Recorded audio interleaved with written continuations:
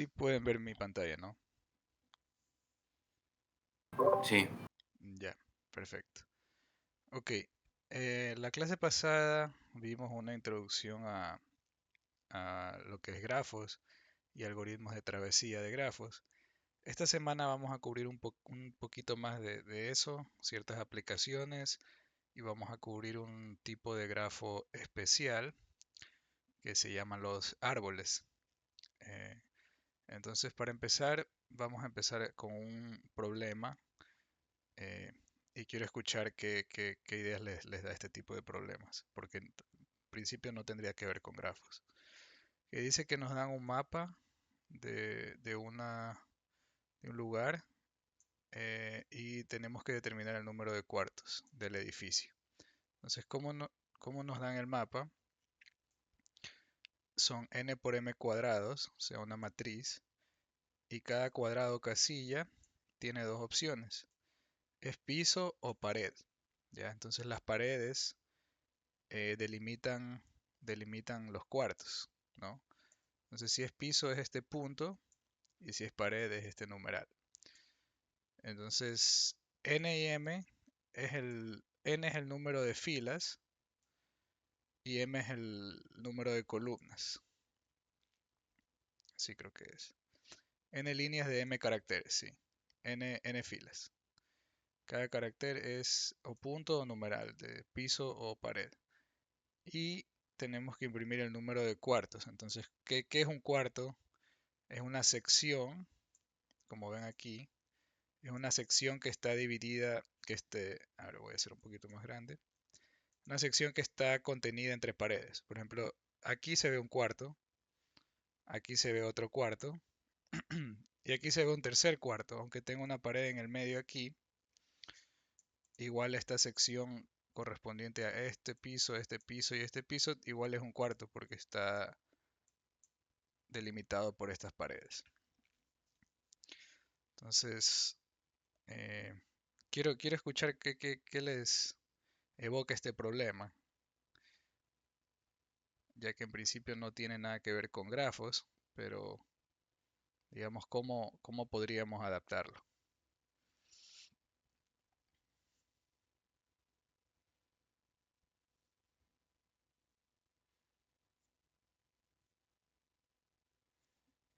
Y algo importante es que se puede caminar. Dentro de un cuarto se puede caminar. Para arriba, para abajo, para la izquierda, para la derecha.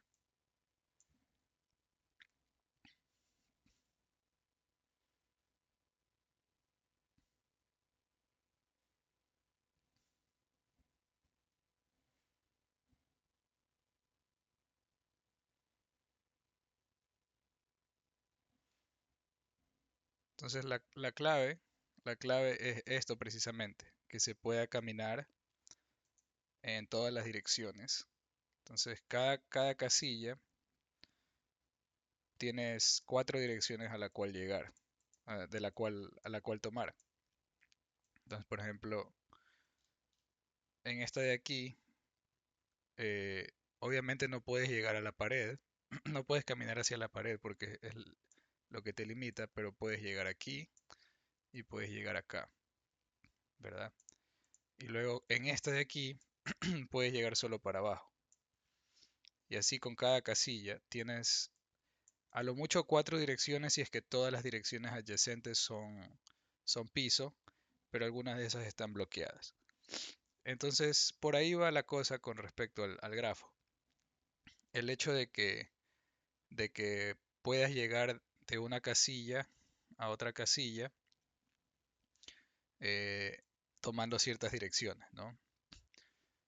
Entonces está interesante esto porque quiere decir que problemas que en principio no tienen que ver con grafos, podemos pensarlo como un grafo, ¿ya? Entonces vamos a empezar un poco a leer. Entonces, ¿de qué va a tratar la primera parte de la clase de hoy? Este algoritmo que se llama float fill. Eh, el punto es encontrar las componentes conectadas de un grafo en una cuadrícula, representado por una cuadrícula. Entonces, la cuadrícula en realidad es un grafo implícito, no es un grafo explícito. No nos dan un grafo en sí, pero podemos interpretar esta cuadrícula como un grafo. Los prerequisitos son lo que vimos la clase pasada del DFS y el BFS, las travesías de los grafos. Entonces, vamos a ver a qué se refiere con float field y qué es lo que nos dice. ¿Y qué son las componentes conectadas en este caso? En este caso, les damos un color o un número a cada casilla, ¿ya? ¿Y cuáles son las componentes conectadas? Las componentes conectadas son los que están delimitados por el mismo color. Entonces aquí se ve la componente conectada. Esta es una componente conectada porque se puede llegar desde este 2 de aquí hasta este 2 de acá abajo, yendo así, ¿no? Pero este 2 está totalmente contenido en esta componente, por estos unos, entonces esto es otra componente conectada. Entonces, ¿cómo es el algoritmo? El algoritmo es muy similar a lo que era el DFS, en el cual íbamos recorriendo, como ven aquí. Empezamos desde este 2, nos movemos en alguna de las direcciones, nos movemos hacia abajo, nos seguimos moviendo hacia abajo. Aquí ya la única opción es movernos hacia la derecha, y aquí ya no tenemos más opciones. Entonces vamos volviendo, no tenemos más opciones porque todas han sido visitadas. Volvemos, y aquí sí tenemos otra opción, ir al 2 que no ha sido visitado. Aquí ya no tenemos más opciones, volvemos, y ya no tenemos más opciones y estamos en el punto de entrada. Entonces es idéntico a lo que era el DFS, pero le estamos haciendo un DFS en una cuadrícula, en un grafo implícito. Entonces, ¿qué es lo que nos dice? Que la cuadrícula es un grafo implícito, significa que los vecinos son simplemente los nodos directamente adyacentes en las 4 direcciones cardinales. Aquí nos dicen que la cuadrícula en los problemas es dada por las dimensiones n por m, ¿ya? N es el número de filas, como ven, 3 filas y 4 columnas, ¿ok? Aquí nos dice cómo se lee una cuadrícula, no voy a entrar a mucho detalle, creo que ya hemos visto esto de aquí en otros tipos de problemas. Entonces vamos a ver la implementación del algoritmo, perdón. La implementación del algoritmo es muy similar al DFS. Entonces, aquí tenemos la cuadrícula y asimismo como en el DFS teníamos un arreglo de booleanos que ve cuáles han sido visitados, aquí también, pero es de n por n. Y le agregamos como queremos calcular el tamaño de cada componente conectada, tenemos una variable de tamaño que estamos viendo. Entonces, ¿cómo es el algoritmo? El algoritmo es muy similar al DFS, ¿ya? Primero hacemos un chequeo de que si estamos dentro de los límites de la cuadrícula, porque como van a ver aquí en la función recursiva, le vamos a sumar 1, le vamos a restar 1, entonces cuando estamos en las esquinas principalmente, nos vamos a ir a -1 o nos vamos a pasar de los límites. Entonces es necesario que cuando entremos en la función recursiva, chequeemos, ¿no? Si estamos dentro de los límites. Hay que hacer un chequeo por los colores, porque si nos movemos hacia una adyacente que sea de distinto color, por ejemplo en el 2 aquí, en este 2 de aquí, nos vamos a mover hasta este 1, porque el 1 es adyacente, pero no tiene el mismo color. Pero no podemos. Entonces hay que hacer un chequeo para eso, que es esto de aquí. Y el último chequeo es el que ya habíamos visto, si ya ha sido visitado. Si ya ha sido visitado, o no es del mismo color, o estamos fuera de la cuadrícula, simplemente regresamos, salimos de la función recursiva. ¿Ya? Si ninguna de estas se cumple, entonces estamos recorriendo, estamos procesando una casilla válida. Entonces visitamos, marcamos como visitado, incrementamos el tamaño de la componente conectada y eso es lo único que estamos haciendo en este algoritmo. Obviamente en los problemas cuando apliquemos este algoritmo vamos a hacer más cosas aquí. Pero esto es lo único que hacemos y luego tenemos que hacer las funciones recursivas. En este caso tenemos 4 vecinos, que son las casillas adyacentes, y son los parámetros int r, int c, row, que es fila, y c, que es columna. Entonces llamamos la función recursiva en las 4 casillas adyacentes que tienen estas coordenadas. Columna más 1, columna menos 1, fila menos 1 y fila más 1. Esas son las 4 casillas arriba, abajo, izquierda, derecha, básicamente. Y luego el código en main, esa es la función recursiva, ¿no? El código en main lo que va a hacer es un doble, un doble loop, un doble for para visitar todas las casillas. Si no han sido visitadas, hacemos el float fill, el algoritmo. Y este current size lo reseteamos cada vez que visitamos. Esta es una variable global. Entonces la podemos manipular desde todos los métodos.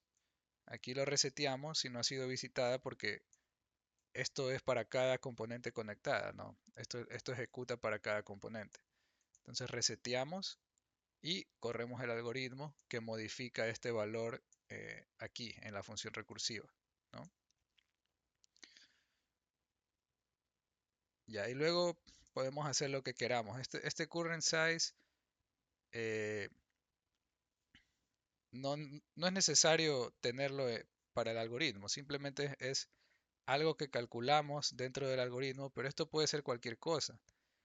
Esto, qué sé yo, puede ser un vector que tenga las casillas de las componentes conectadas, las coordenadas de cada componente.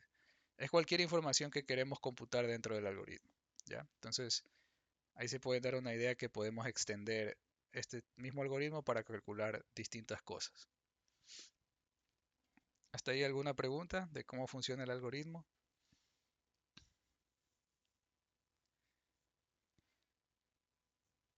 Ah, ninguna pregunta.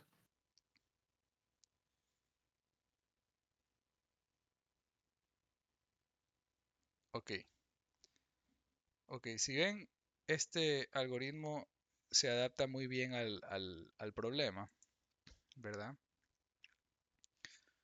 Eh, sin embargo, muchas veces estas 4 funciones recursivas es demasiado. Entonces, les voy a mostrar cómo adaptar este algoritmo para hacerlo de forma iterativa. Porque la clase pasada vimos que hay veces que al hacer una función recursiva de tantos niveles, eso puede crashear el programa o usa demasiada memoria. Y hay veces que, aunque el algoritmo sea correcto, el usar una función recursiva nos daña la solución.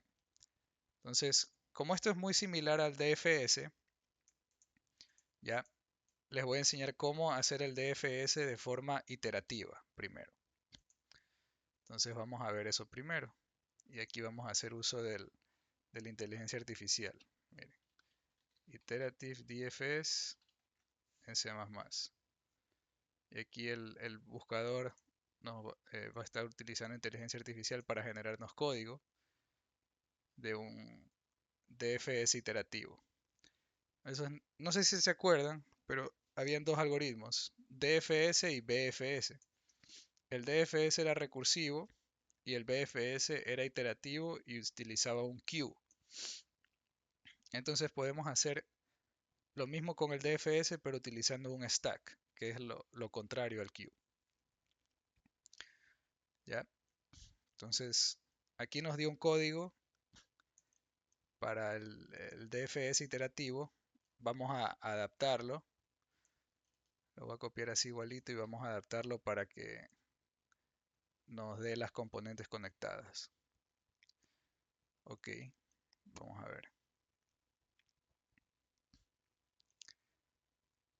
Eh, Aquí nos da el con el que iniciamos, eso está bien. Esta adyacencia quiero hacerlo una variable global, como ya lo teníamos en los algoritmos anteriores. Entonces, vamos a ver cómo lo teníamos antes.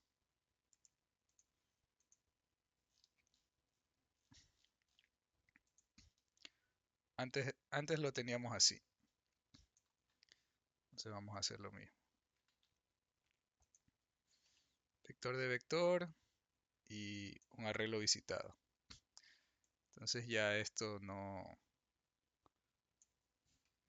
lo necesitamos, ¿verdad? Ajá.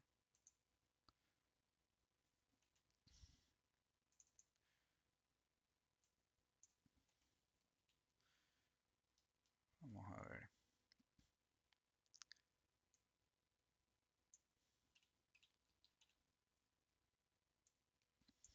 Entonces lo que quiero hacer es calcular todas las componentes conectadas.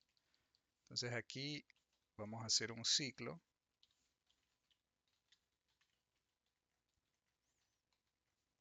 O int, no pasa nada.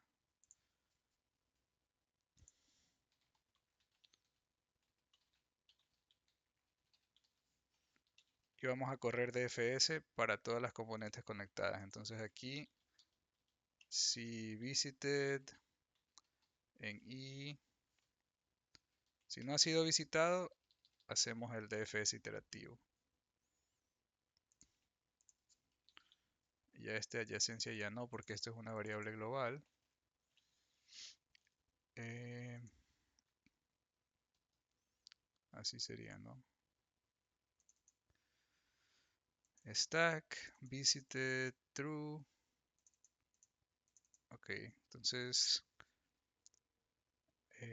cout current node en cada línea.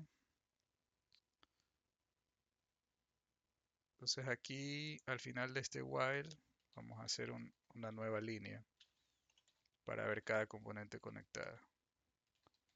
O no es necesario, lo hacemos acá. Porque esto ejecuta para cada componente conectada. Ok, vamos a ver si nos funciona o nos da errores de compilación. Ah, ya, n, no hay n. Entonces, int n, eh,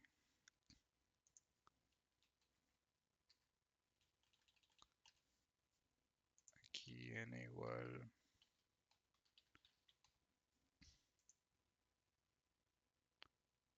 ok, nos da segmentation. Veamos por qué.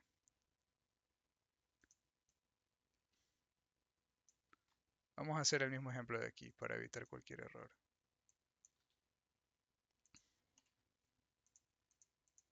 Eso hay que tener cuidado con las variables globales también.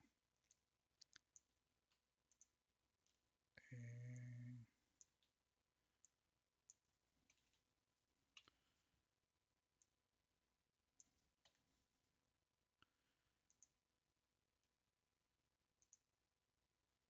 si no ha sido visitado, DFSI.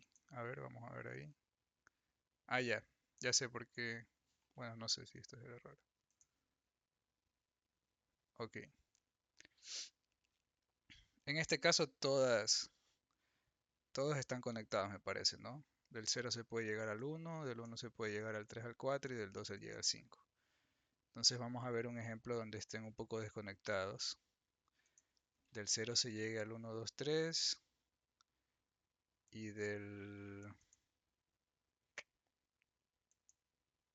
bueno, tiene que ser bidireccional. Entonces, que del 0 se llegue al 4, del 1 se llegue al 5, del 2 se llega al 3. Entonces ahí tenemos 3. Entonces, sí se entiende, ¿no? Vamos, lo puedo hacer en aquí. Tenemos un ejemplo así.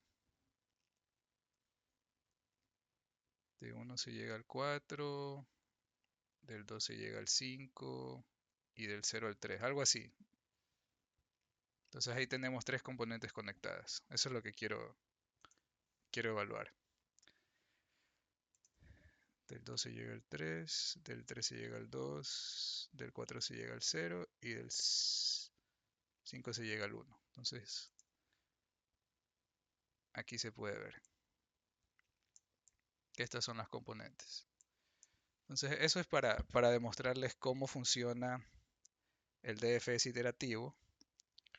Básicamente usamos un stack, agregamos el nodo por el que empezamos y simplemente iteramos sobre el stack. O sea, hacemos un while hasta acabar el stack.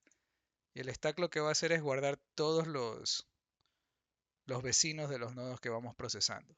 Es la misma idea que el BFS. El BFS hace lo mismo, pero con un queue. Esto lo hace con un stack.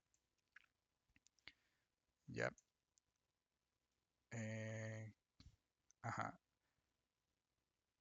Aquí vemos que iteramos sobre la lista de adyacencia del nodo el que estamos procesando.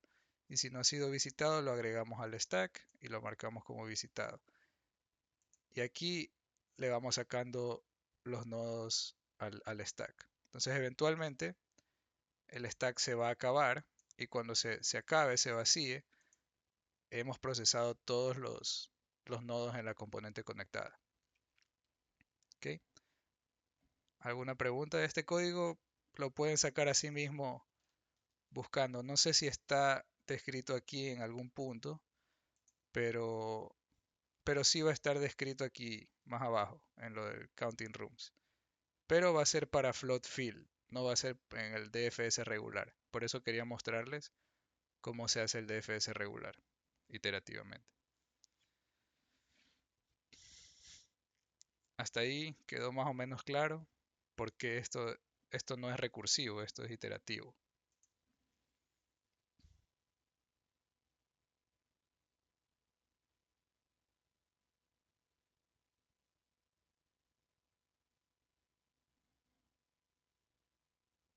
Ok, o está muy claro o no se entendió nada.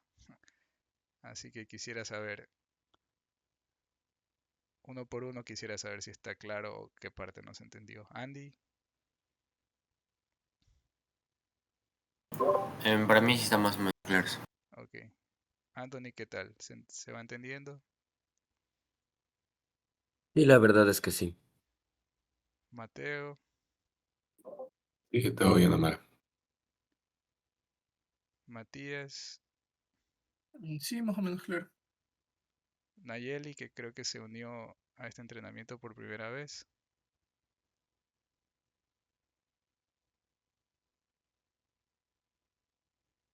y Nicolás.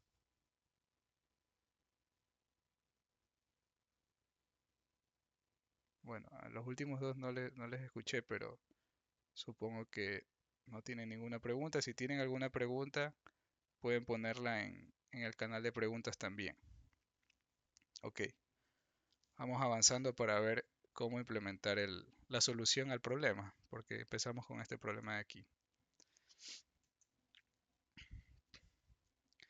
Entonces aquí nos dice, cuidado, las implementaciones de recursivas del algoritmo float field a veces crashean. Este Stack Overflow es que nos, nos excedemos en la memoria, básicamente. ¿Ya? Cuando vemos una cuadrícula demasiado grande. Porque tengan en cuenta que las cuadrículas en los grafos, de cierta forma, estamos trabajando con una estructura lineal, ¿no? Pero en las cuadrículas es una estructura de dimensión cuadrática. Y ya no solo es un parámetro, son dos. Entonces la memoria realmente puede crecer muy rápido. Entonces aquí nos dice que las soluciones no recursivas o iterativas utilizan menos memoria.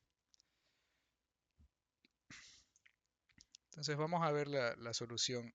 Es muy similar al DFS que le mostré aquí con el stack. Eh, y es muy similar al float fill, obviamente. Entonces aquí leemos el edificio, como vimos que se leía la cuadrícula, e iteramos sobre todos los cuartos posibles. Y solamente hacemos el float fill si el cuarto es un piso, porque si es una pared no podemos. Y si no ha sido visitado, obviamente. Y en el algoritmo anterior estábamos calculando el tamaño de las componentes conectadas. Y eso es precisamente lo que queremos hacer aquí. Necesitamos el tamaño de cada componente conectada, porque esos son los cuartos. El cuarto está delimitado por paredes y identifica el lugar en el que nos podemos mover libremente. Entonces este room number es lo mismo que este current size. Termina siendo lo mismo, lo único que vamos a cambiar en esta solución es que ya no lo vamos a hacer recursivo, lo vamos a hacer iterativo, de forma iterativa. Entonces, ¿cómo hacemos? Hacemos el stack, lo único que cambiamos de aquí para acá es que aquí necesitamos un par de enteros porque las casillas tienen dos coordenadas. Ese es el único cambio. Entonces hacemos, todo esto es el mismo algoritmo que está aquí. Exactamente lo mismo, solo que aquí no tenemos una lista de adyacencia. La lista de adyacencia es implícita y está dada por las 4 casillas a las que nos podemos mover. Entonces, eh,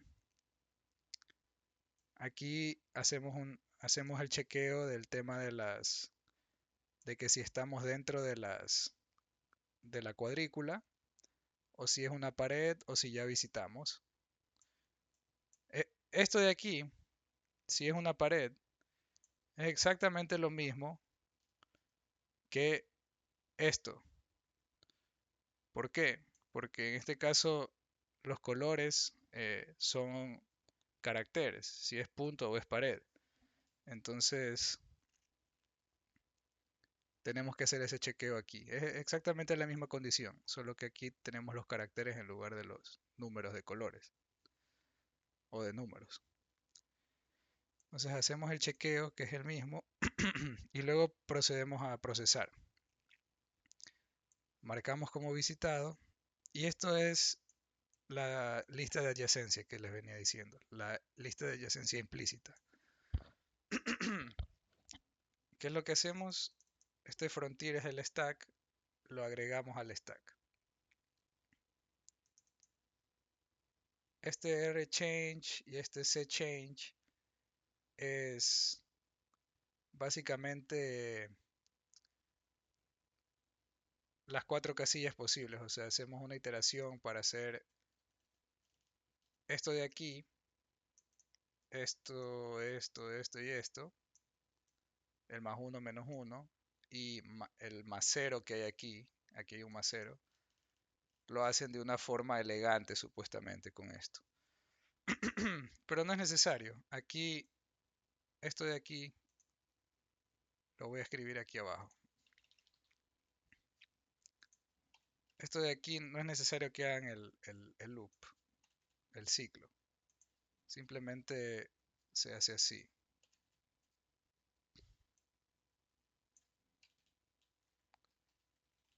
Se hacen las 4 llamadas a la función. No es necesario hacer eso de ahí. Aunque se vea elegante y complicado, es lo mismo que hacer esto. Y no hay tanto drama. O sea, no es algo necesario en la solución, para nada. Esto es equivalente a esto. Así que no se intimiden por esto. Ok. ¿Se entendió? De todas formas, sí, adelante. No, sí se entendió. De todas formas, revisen el código de aquí arriba, que lo hace de forma recursiva. Revisen el cómo se hace el DFS iterativo. Y para llegar a esto es básicamente combinar ambas cosas. ¿Ya? Entonces así hay un montón de problemas de cuadrículas de distintas formas. Y sale mucho en la USACO y también en las competencias internacionales suelen salir. Entonces ya tienen herramientas, ¿no? Cada vez que vean una cuadrícula y que te puedes mover de cierta forma, eh, ya por ahí ya pueden ir pensando que se puede hacer con float field o que float field en realidad ese algoritmo es DFS, ¿no? Entonces ya por ahí ya se pueden imaginar que pueden representarla como un grafo y tienen todas las herramientas que hemos visto de grafos, de travesías. Entonces de tarea les va a quedar este problema de aquí para aplicar el algoritmo. ¿Alguna pregunta antes de movernos al siguiente tema?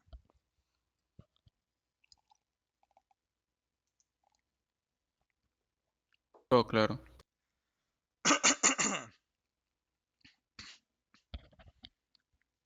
Todo claro también.